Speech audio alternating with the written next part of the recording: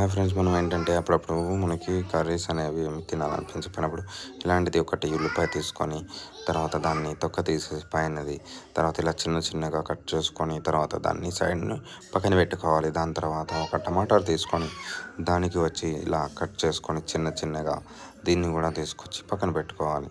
తర్వాత మనకి కొత్తిమీర అనేది తీసుకొని దాన్ని కూడా ఇలా తీసుకొని కట్ చేసుకోవాలి. తర్వాత తెల్లుల్లి తర్వాత వేరుశనగల్ని వేపేసి ఉన్నటువంటివి తీసుకొని దంచేసి కొంచెం తర్వాత లైట్గా దానికి ఒక బౌల్లో కొంచెం తీసుకొని పక్కన పెట్టుకోవాలి.